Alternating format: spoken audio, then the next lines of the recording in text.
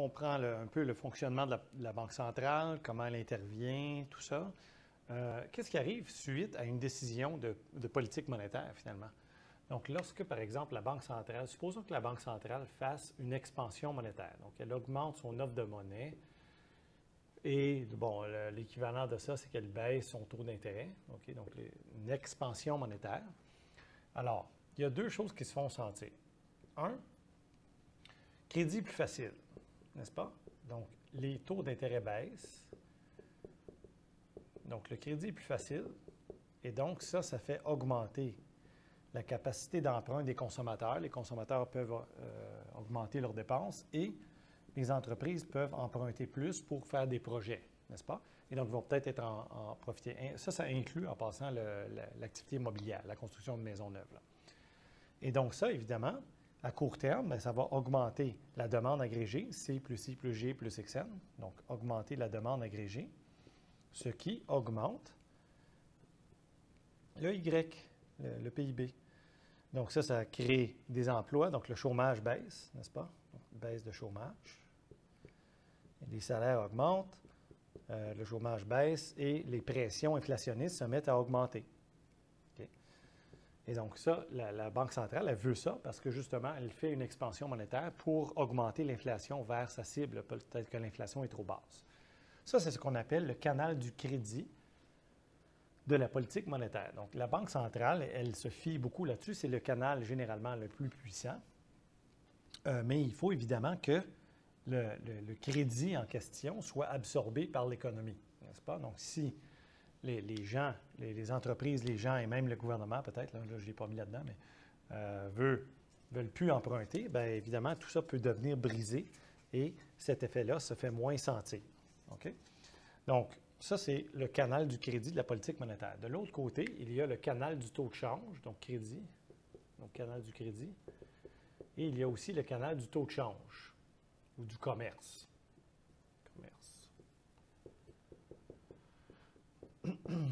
Donc, le canal du commerce, bien, c'est que la baisse de taux d'intérêt rend les actifs financiers moins intéressants au pays parce que les rendements espérés sont moins bons. Donc, baisse de la demande pour les actifs financiers du pays, les dépôts bancaires en particulier, et donc dépréciation, n'est-ce pas? Donc ça entraîne la dépréciation. Et la dépréciation, qu'est-ce que ça entraîne? Ça entraîne une hausse de XN, les exportations nettes, ce qui augmente la demande agrégée. Donc là, c'est la même logique là, que l'autre côté. Okay? Donc, ça augmente la demande agrégée, ça augmente le PIB, ça diminue le chômage et ça augmente l'inflation. Okay? Donc, hausse de l'inflation. Tout ça prend un certain temps à se faire sentir. Okay? Tout ça prend un certain temps à se faire sentir. Donc, il y a environ 18 à 24 mois. Donc, on pourrait dire de façon large, là, 1 à 2 ans, okay, entre le moment de décision et l'effet, ou les effets réels surtout, sur l'inflation et la production. Okay? Sur l'inflation et la production. Effet sur Y et donc sur Y et pi. Okay? Pi.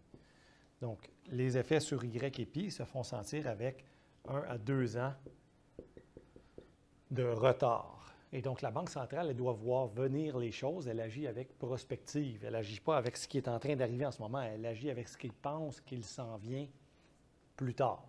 OK? Et donc, c'est pour ça que des fois, vous allez avoir une banque centrale qui peut sembler agir de façon bizarre, c'est-à-dire qu'elle, je ne sais pas, mettons, le chômage est super bas, tout va bien, bien, tout semble bien aller. Il y a un léger ralentissement, mais rien de majeur, et la Banque centrale commence à baisser ses taux d'intérêt beaucoup. C'est parce qu'elle veut que les baisses de taux d'intérêt aient un effet réel dans 2 ans, au moment auquel elle pense qu'il va y avoir une récession. Et donc, elle veut amenuiser l'effet de la récession, c'est-à-dire elle veut stabiliser l'économie un petit peu en supportant l'activité économique avec une baisse de taux d'intérêt maintenant, une expansion monétaire maintenant. OK? Donc, ça, c'est l'espèce de le canal de transmission, si on veut, de la politique monétaire. Maintenant, la Banque centrale, elle peut faire des prises en pension ou des cessions en pension. Okay?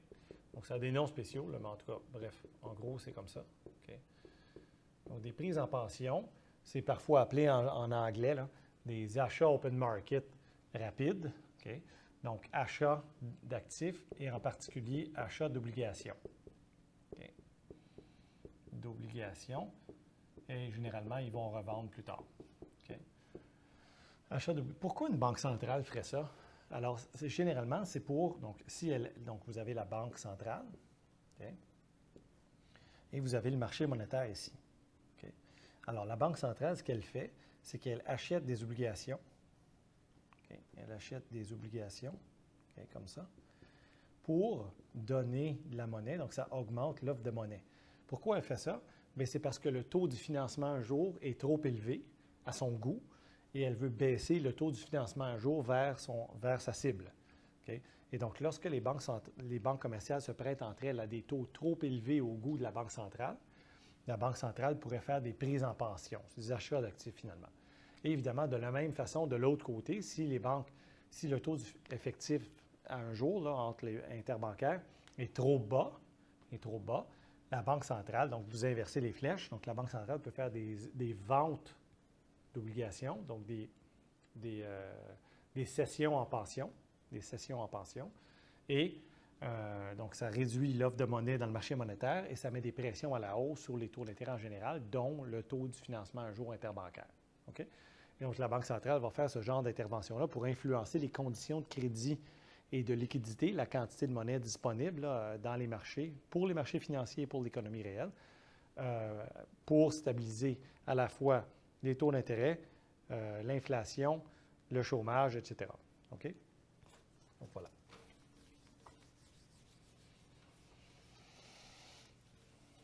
Il y a un dernier élément qu'il faut mentionner, évidemment, c'est que lorsque la Banque centrale fait des politiques monétaires soit expansionnistes ou restrictives, il y a aussi, donc il ne faut pas oublier, là, les effets de richesse. Les effets de richesse. Donc, les effets de richesse, c'est très simple.